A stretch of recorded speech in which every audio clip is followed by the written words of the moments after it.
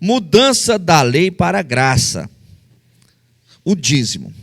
Hebreus capítulo 7, do versículo 1 ao 3. Hebreus pertence ao Novo Testamento. Não tem nada a ver com o Velho Testamento. Mas o Hebreus aqui vai citar algo do Velho Testamento.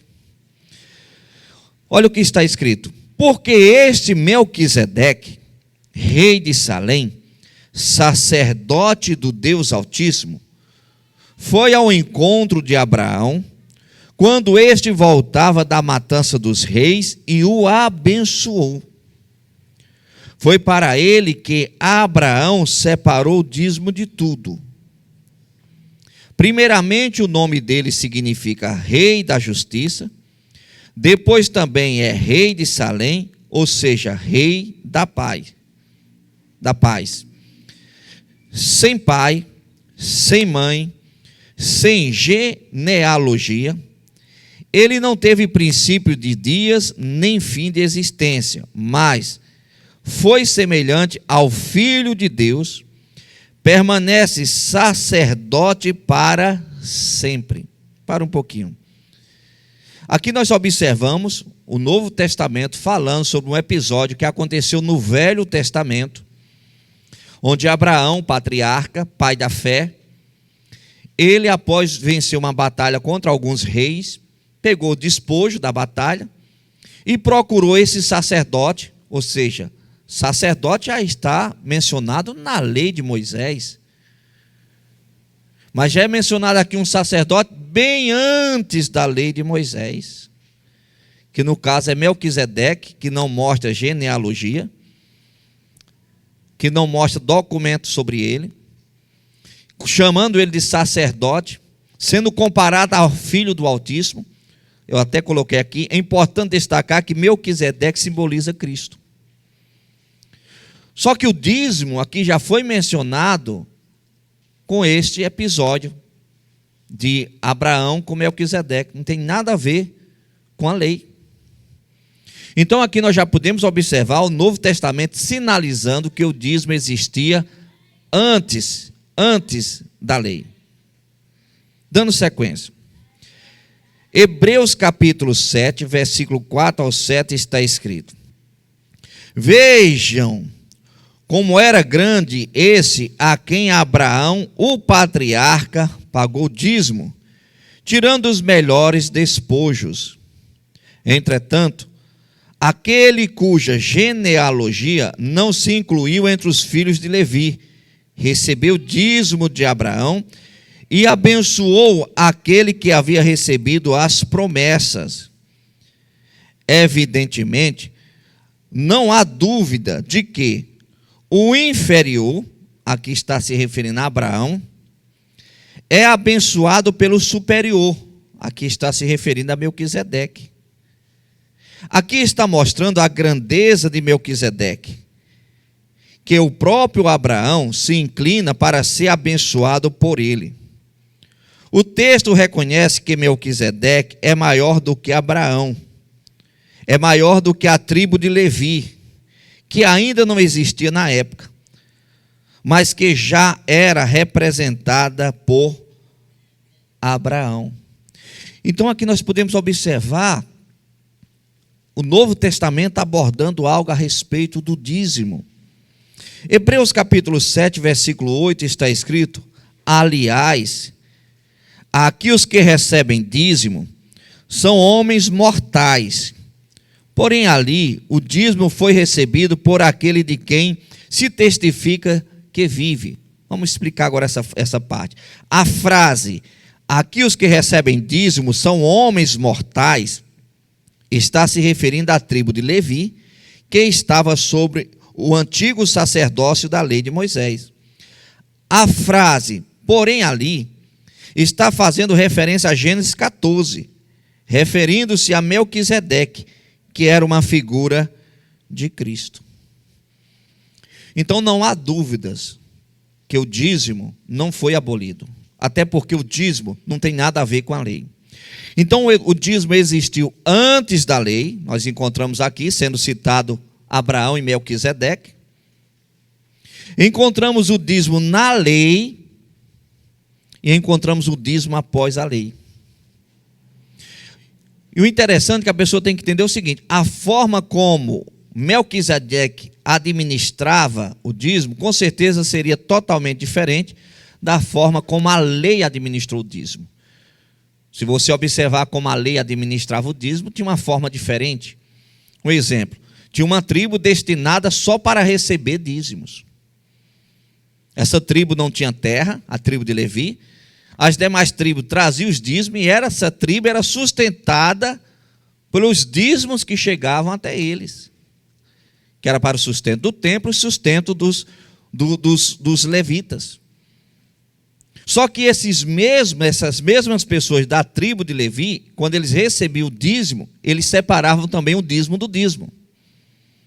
Então era uma forma diferenciada que a lei aplicou o dízimo. Só que não tem nada a ver associar dízimo à lei. E quando Cristo veio, ele veio com a autoridade para fazer reformas. E quando nós analisamos Cristo e os apóstolos fazendo reforma, citando reforma, você não encontra em momento algum abolindo o dízimo, criticando o dízimo, falando que isso não é necessário. Igual Cristo, de uma certa forma, se posiciona a respeito do sábado, que nós encontramos, se posiciona a respeito do sacrifício dos animais. Dando sequência, Hebreus capítulo 9, versículo 10. E por assim dizer, também Levi, que recebe dízimos, pagou-os na pessoa de Abraão, porque Levi, por assim dizer, já estava no corpo de Abraão, quando Melquisedeque foi ao encontro dele. Ou seja, aqui é algo profético.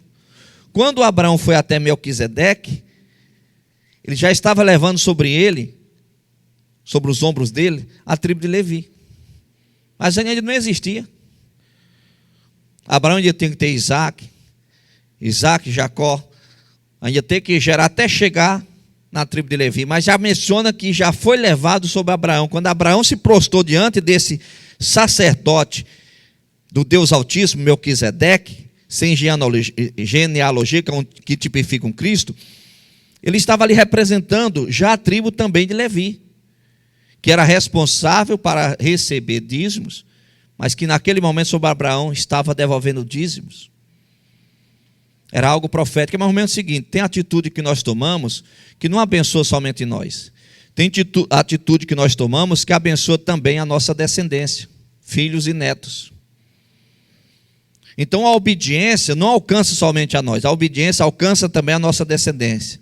Então aqui, quando Abraão estava entregando, já estava representando até a tribo que ainda não existia. Continuando, aqui o autor de Hebreus está argumentando que Levi, mesmo antes do seu nascimento, estava presente em Abraão quando pagou dízimo a Melquisedeque. O autor usa essa conexão para enfatizar a superioridade do sacerdócio de Melquisedeque sobre o sacerdócio levítico, sugerindo que a ordem de Melquisedeque é mais elevada e que, portanto, o ministério de Jesus, que é da ordem de Melquisedeque, é superior ao que veio através dos levitas. Tudo isso mostra o que? Uma transição, uma mudança, nunca abolição, exclusão. Hebreus capítulo 9, versículo 11 e 12.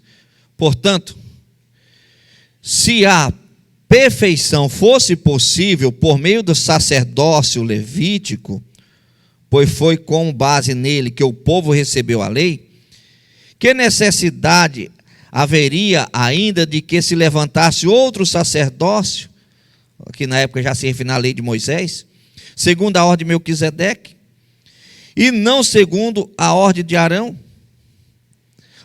Pois, quando se muda o sacerdócio, necessariamente também a lei. Aí aqui onde concretiza a mudança do sacerdote. Começou em Melquisedeque, passou pela lei, a tribo de Levi, e agora finaliza em Cristo. Mudou o sacerdote, saiu de Melquisedeque, passou pelo pessoal de Arão, chegou a Cristo, automaticamente muda a lei. Por isso que Cristo veio fazendo alterações da lei. Isso pode, isso não pode, Ouviste o que foi dito? Você deve amar os que te amam e aborrecer os que te aborrecem? Não, não é nada disso não. Você tem que amar a todos, orar por todos. Se te bater numa face, vira outra. O sacrifício não é mais sacrifício de animais. O sábado, o homem não foi feito por causa do sábado, mas o sábado por causa do homem. Então ele começou a fazer ajustes. Só quando chega na parte de dízimo, você não vê ele criticando, anulando, você não vê ele falando isso não é necessário. E aí você encontra Hebreus trazendo detalhadamente, mostrando detalhadamente essa transição. Até os críticos dos dízimos, eles se recusam a falar sobre Hebreus. Então eles preferem pegar, não, porque o dízimo é da época da lei, era para o sustento do templo, o templo não existe mais, automaticamente não precisa mais do dízimo. O dízimo era para a tribo de Levi, não existe mais agora esse procedimento, não há mais necessidade do dízimo. Então eles trabalham em cima ali do Velho Testamento, usando versículos, que dentro do contexto do Velho Testamento está perfeito o ensinamento. Só que eles esquecem do novo legislador, que é Cristo. O que Jesus falou a respeito do dízimo? Mateus capítulo 23, versículo 23, está escrito: ai de vocês, escribas e fariseus hipócritas, porque vocês dão o dízimo da hortelã, do endro e do cominho, e desprezam os preceitos mais importantes da lei, a justiça, a misericórdia e a fé. Mas vocês deviam fazer estas coisas, e não omitir aquelas. Quando a pessoa lê essa passagem bíblica, a impressão que dá é que Jesus está criticando o dízimo. Não. Ele começa falando assim: ai de vós, escribas e fariseus hipócritas, porque vocês diziam hortelã, o endro e o cominho, e desprezais o mais importante da lei, justiça, misericórdia e fé. Deveis, porém, fazer essas coisas, e não omitir aquelas. O que ele está falando? Vocês estão dizimando de tudo? Ok, está certo, não está errado. Só que vocês estão omitindo as demais coisas. Não é só o dízimo. Além do dízimo, tem as demais coisas. Se nós trouxermos para os nossos dízimos, não é só dízimo. Você pode ser um dizimista fiel e ir para o inferno. Porque não é só dízimo. Tem que andar em santidade, tem que amar ao próximo, tem que perdoar, tem que ter uma vida de comunhão, tem que se afastar do pecado. É como se eu sou um dizimista fiel e agora eu começo a agir totalmente errado com a minha vida. Aí eu falo: não, mas eu sou dizimista fiel. Aí Jesus iria me chamar hipócrita. Você está sendo hipócrita. Lógico que você deve continuar sendo dizimista fiel, mas não esqueça as demais coisas. É isso que Jesus estava falando. Jesus não poderia falar: vocês estão perdendo tempo, dízimo é da lei, dízimo não há mais necessidade, não é preciso mais isso. Irmãos, será que há necessidade maior? Será que esses versículos bíblicos aqui do Novo Testamento não é o suficiente para a pessoa entender a responsabilidade que nós temos com a fidelidade do dízimo? Olha o que está escrito aqui em Mateus capítulo 22, versículo 17 ao 21. Assim sendo, diga-nos o que o Senhor acha. Perguntaram para Jesus: é lícito pagar imposto a César ou não? Mas Jesus, percebendo a maldade deles, perguntou: hipócritas, por que vocês estão me impondo à prova? Hipócrita quer dizer falso. Mostrem-me a moeda do imposto. Trouxeram-lhe um denário. E Jesus lhes perguntou: de quem é esta figura e esta inscrição? Eles responderam: de César. Então lhes disse: deem, pois, a César o que é de César e a Deus o que é de Deus. O assunto aqui era dinheiro e imposto, e não coisas espirituais. Então, o que estava sendo abordado aqui era o seguinte: paga ou não paga o imposto? Jesus falou: paga, dê a César o que é de César e dê a Deus o que é de Deus. O assunto aqui é tributo, o assunto aqui está falando sobre dinheiro, não é coisas espirituais. É como se você tivesse, não é algo de você querer falar que está dê a Deus o que é de Deus, se referir a coisas espirituais, você está fora de conexão. É como se eu começasse a falar sobre avião e você começasse a falar sobre disco voador, querer associar disco voador a avião, não faz sentido, o assunto é avião. Agora, o máximo que você pode falar é sobre os tipos de avião. O máximo que você consegue trazer, sem fugir muito do contexto, é colocar um helicóptero no assunto. Mas disco voador não cabe. Então aqui, claramente, o assunto tratava-se sobre questão de dinheiro. O ser humano tem que entender uma coisa. Antes dele se converter, geralmente ele tem uma vida de erro. Bebidas, cigarros, prostituição. Quando ele se converte a Cristo, automaticamente ele corta tudo isso que antes ele patrocinava o diabo com coisas erradas. O que ele deixa de gastar com coisas erradas é um valor muito mais acima do que o dízimo. Se o cara ganha 2 salários mínimos e ele bebe e fuma, no mínimo ele gasta 500, 600 reais ou mais com vícios. Aí o cara se converte. Não pode separar 10% para o Senhor, para a obra do Senhor? Então a pessoa tem que parar e fazer uma análise. Dando sequência. A rejeição ao dízimo é grande. E na verdade é uma das mais fortes armas que Satanás usa para fechar o coração das pessoas, para que não se convertam ao Senhor Jesus. O inimigo sabe que aquele que não conhece o Senhor vive apegado ao dinheiro, e que alguns até traem e matam por causa dele. Há quem venda o corpo e a alma para conseguir mais dinheiro. Por isso, muitos, quando sentem o chamado de Deus para converter-se e nascer de novo, logo pensam na questão do dízimo. Não são poucos os que recusam o convite do Senhor para não entenderem que entregando a Deus a 10ª parte de suas finanças não significa perder algo, mas ganhar muito. O dízimo não é perda, pessoal. O dízimo é a 10ª parte, que eu falo aqui. O que é o dízimo? É a 10ª parte de tudo o que ganhamos em forma de salário, presente, doações e juros. Um exemplo, você ganha aqui 100 reais. Quanto é o dízimo? 10 reais. Se você ganhasse 100 reais sem ter Jesus como Salvador e bebesse e fumasse, você ia comprar um litro de cachaça, uma carteira de cigarro e já iria passar dos 10 reais, que seria o dízimo. Então a pessoa tem que entender uma coisa: olha, dízimo não tem nada a ver com lei, apesar que foi usado na lei. Dízimo é uma questão de consciência. Eu vou ser fiel a Deus porque eu sei que eu sendo fiel, eu vou estar abençoando a obra de Deus. Caiu 50 reais na sua mão, você já separa 5. Caiu 100 reais na sua mão, você já separa 10. Caiu 10 reais na sua mão, você já separa 1.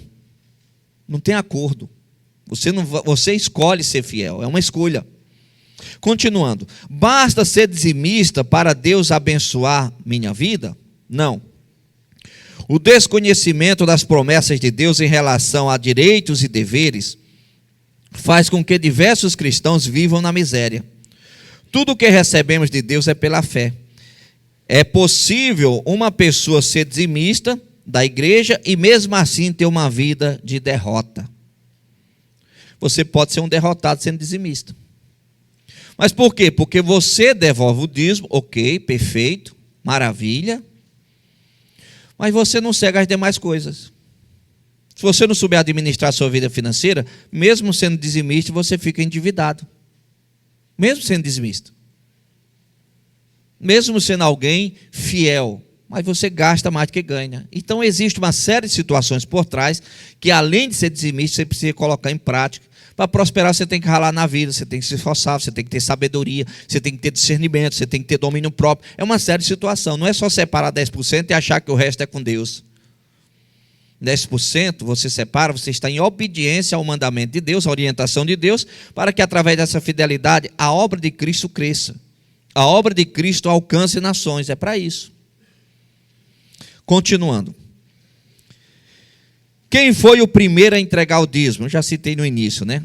O registro mais antigo é de Abraão, que depois de vencer uma batalha para resgatar seu sobrinho Ló, encontrou-se com Melquisedeque, sacerdote do Deus Altíssimo, e entregou a 10ª parte do despojo que tomara. Gênesis 14, versículos 17 ao 20. Número 4.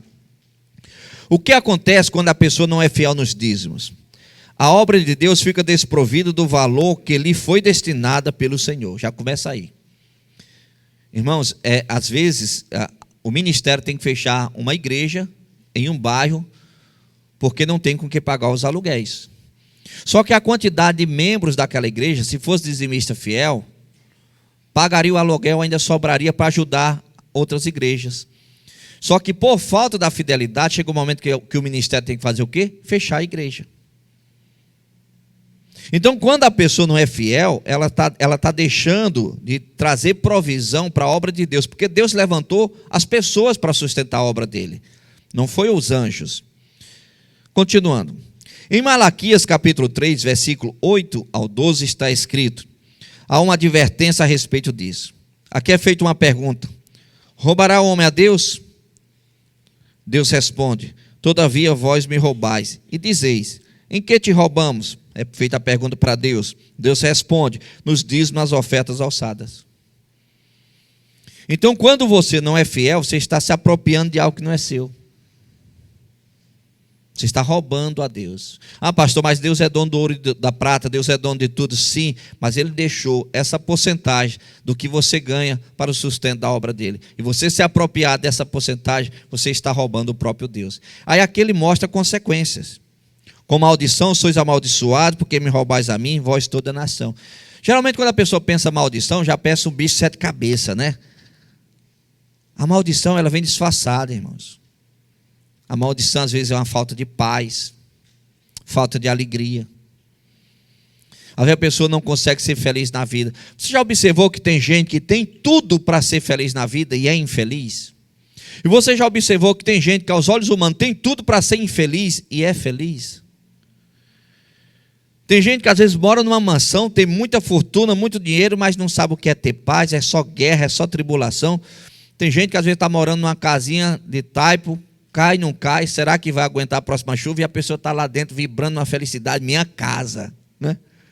Meu lar, a pessoa tem aquela felicidade, aquilo para ela é uma conquista enorme. Aí você acha que uma pessoa dessa trocaria essa felicidade dela por aquelas mansões? Não trocaria. Então a maldição ela vem disfarçada. Você não consegue ser feliz em determinadas áreas da sua vida. Sua descendência começa a ser atingida por causa da infidelidade. Lembra do Levi, que já estava sob os lombos de Abraão, quando ele entregava dízimo? Ou seja, a descendência, aquilo que iria surgir lá na frente, dezenas e dezenas de anos depois, já estava sendo abençoado sobre o ato que o Abraão estava tendo. Então você prejudica muito a sua vida, você prejudica a sua família, você prejudica a sua descendência. Porque até determinado ponto, a família está debaixo da nossa cobertura, e uma cobertura quebrada prejudica a família. Chega aquele determinado momento que a descendência começa a andar com as próprias pernas, aí o erro dos pais não recai sobre os filhos, porque já anda com as próprias pernas. Mas enquanto não anda com as próprias pernas, os erros dos pais recaem, respinga sobre os filhos, sobre os netos, e assim vai levando. Então, quando a pessoa retém algo que é o dízimo, que pertence ao Senhor, na concepção dela, ela pode até estar achando, não, esse dinheiro eu consigo fazer isso, esse dinheiro eu consigo fazer aquilo, mas ela não entende que ela está trazendo problema para a vida dela. Dando sequência. Aí aqui fala, trazei todos os dízimos à casa do tesouro, para que haja mantimento da minha casa, e depois fazei prova de mim, diz o Senhor dos Exércitos, se eu não vos abrir as janelas dos céus e não derramar sobre vós uma bênção tal, que dela vos advenha uma hora bastante. Aqui fala que o dízimo tem que ser entregue na casa do tesouro. Onde é a casa do tesouro? A casa do tesouro é a cobertura espiritual que você se encontra. De qual cobertura espiritual você se encontra? De quem você recebe alimento espiritual? Qual o ministério que você faz parte? Ali passa a ser a sua casa do tesouro. A casa do tesouro para Abraão era Melquisedeque. A casa do tesouro perante a lei era entregue à tribo de Levi. A casa do tesouro perante a graça é para ser entregue aonde você está debaixo da cobertura espiritual, que ali o local administra para honrar os compromissos e multiplicar o evangelho de Cristo. Ah, pastor, mas eu faço parte de um ministério, que esse ministério é muito próspero. E eu congrego nesse ministério, esse ministério é muito próximo. Mas tem alguém que eu conheço da minha família e faz parte do ministério pobrezinho, pastor. Eu posso entregar meu dízimo lá? É tudo dízimo, é tudo para o senhor? Não, não pode. O dízimo se entrega quando você está debaixo da cobertura espiritual. Questão de fidelidade. Agora, não impede, se você quiser ajudar qualquer outro ministério, fazer uma oferta, aí é critério seu. Mas o dízimo não pode, até por questão de fidelidade. Porque se o seu ministério é próspero, seu ministério é bem sucedido, então sinal que tem pessoas ali pagando preço para aquilo. E você está debaixo daquela cobertura espiritual. Se você pega aquilo que é para entregar naquele local e entrega em outro local, você está sendo infiel àquele lugar que você está debaixo da cobertura. Já imaginou? Sua esposa cuida da casa, deixa tudo bonitinho, você compra um presente e dá para a vizinha? Seu marido faz de tudo para cuidar, dá o melhor para vocês, aí você faz um bolo e dá para o vizinho? Onde é que fica a questão da fidelidade? Então não tem esse negócio, é uma pessoa, o ministério pobre precisa. Não, o ministério pobre vai prosperar. Deus vai prosperar as pessoas do ministério pobre para prosperar também. Então o dízimo se entrega aonde você se alimenta espiritualmente, na cobertura espiritual que você está. Muita gente tem pegado o dízimo e tem administrado do jeito que acha que tem que administrar. Não, eu vou pegar meu dízimo, pastor, eu vou comprar a cesta básica e dar para os pobres. Deus não te deu essa autoridade. Deus não colocou você na posição de administrador do seu dízimo. Você pode até pegar seu dinheiro, comprar a cesta básica, pegar o que você quiser, dar aos pobres, mas você não tem o direito de tocar no dízimo. Não, pastor, mas é que eu não sei o que vai acontecer, pode roubar. Se você recebesse o dízimo, você roubaria? Porque quando você não devolve achando que vão roubar, é porque se você recebesse, você roubaria. Agora, lógico, existe lobo em tudo que é lugar, nós vamos chegar lá, daqui a pouco nós chegamos lá, vamos dar sequência. Um dos maiores erros que uma pessoa pode cometer é deixar de entregar o dízimo do Senhor. Além de perder as bênçãos prometidas, abre uma brecha para o inimigo, para que o inimigo entre e haja com legalidade em sua vida. Você acha que o inimigo, quando ele vai agir, ele vem assim agindo, fazendo barulho? Para você já entender que Satanás, não, ele vai devagarzinho, ele vai minando as suas forças. Ele vai trabalhando devagar, ele não tem pressa. Se ele tiver trabalhado durante 10 anos para matar a sua fé, ele vai trabalhar durante 10 anos. Se ele tentar de uma vez só, ele não consegue. O crente que não obedece, que para de obedecer a palavra de Deus, o diabo ele começa a agir mais ou menos como uma pessoa vai comer um prato de sopa quente.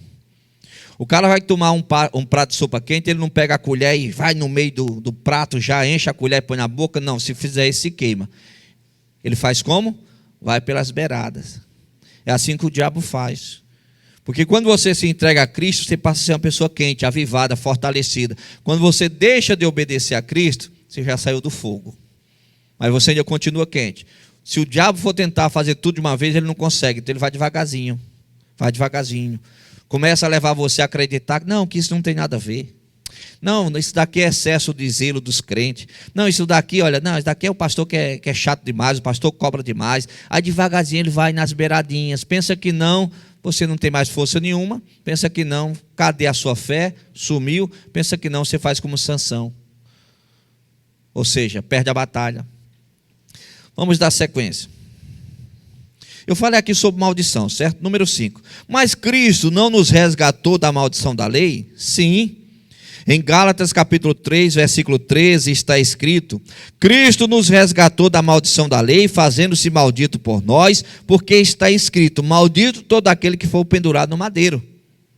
Mas se, apesar de resgatados, formos infiéis, o resgate não terá efeito. Cristo já levou nossos pecados e sofreu por nós. No entanto, muitas pessoas estão indo para o inferno por causa do pecado, pois não aceitaram a obra da redenção individualmente. Eu falei sobre maldição, mas a Bíblia fala que Cristo nos resgatou da maldição da lei. Sim, para aqueles que obedecem. Assim como Cristo veio para salvar toda a humanidade. Toda a humanidade vai ser salva? Não. Quem é que vai ser salvo? Quem obedece. 6. Qual é a recompensa por ser fiel? Qual é a recompensa em ser um dizimista fiel? A igreja leva a mensagem redentora a milhares de pessoas, oferecendo-lhes a oportunidade de serem salvas. O cristão se sente recompensado sempre que alguém vai à igreja para ser abençoado. Ele sabe que suas ofertas e seus dízimos contribuem para que essa pessoa fosse alcançada pela pregação do Evangelho. A maior recompensa é saber que estamos obedecendo a Deus. Então ele sabe, se tem alguém se convertendo em algum lugar, ele está sendo uma peça-chave para aquela pessoa ser salva. Um exemplo, você pega uma igreja como essa nossa. Nós temos uma despesa altíssima. Um culto como esse é gravado. Aí depois é colocado numa rede social. Entendeu? A internet que o pastor vai postar é a internet da igreja. A internet da igreja é paga com dízimo e com oferta. Então essa postagem vai alcançar pessoas em outros países. Aí é pago o dízimo, é pago a internet com seu dízimo, com sua oferta. Ou seja, pessoas estão sendo salvas através da sua fidelidade. Isso é gratificante.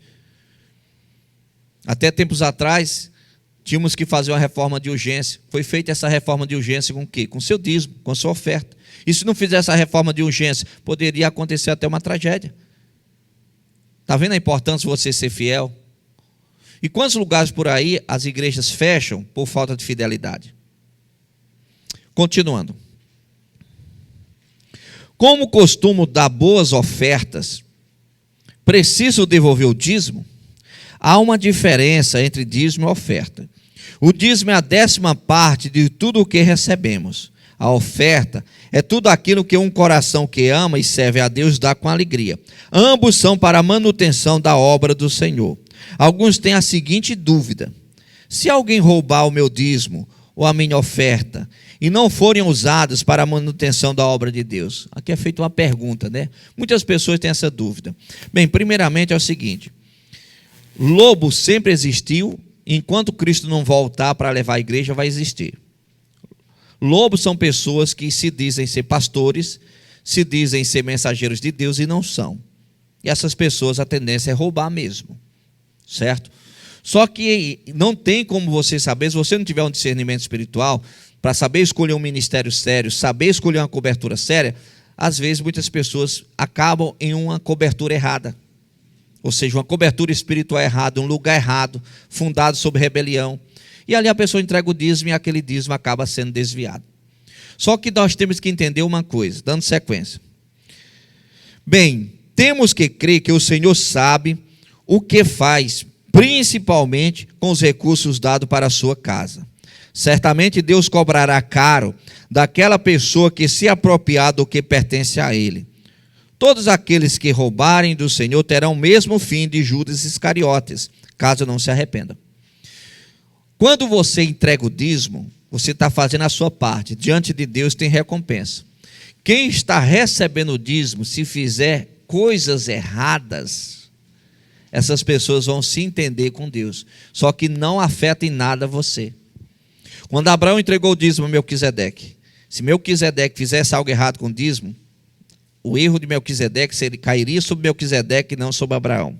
Quando entregava os dízimos para a tribo de Levi, se a tribo de Levi fizesse algo errado, como houve episódio que aconteceu, Ofni e Finéias, que as pessoas levavam as doações para o templo e eles roubavam aquelas doações, se prostituíam dentro do templo, entendeu? Mas as pessoas que levavam estavam sendo abençoadas por Deus, que estavam cumprindo aquilo que Deus mandava. Ofni e Finéias, que roubavam, estavam plantando a semente errada e lá na frente pagou um alto preço, morreram. É assim que funciona. Então, o nosso papel é fazer a nossa parte. Se quem recebe não for fiel, vai ter que se entender, é com Deus. É assim que funciona as Escrituras Sagradas. Finalizando, o dízimo não tem nada a ver com lei, apesar que foi usado na lei.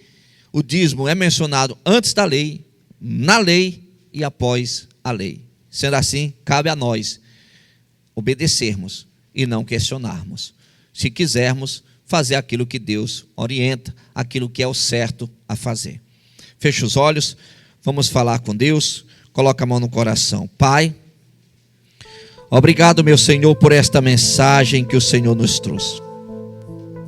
Que o Senhor, meu Deus, possa abençoar todas essas pessoas, derramando, meu Pai, da tua unção, da tua graça e do teu poder. Venha, meu Pai, abençoar o teu povo. É o que eu te peço, em nome de Jesus Cristo, para a tua glória. Amém. E você que crê, aplauda o Senhor Jesus Cristo bem forte, que Ele merece.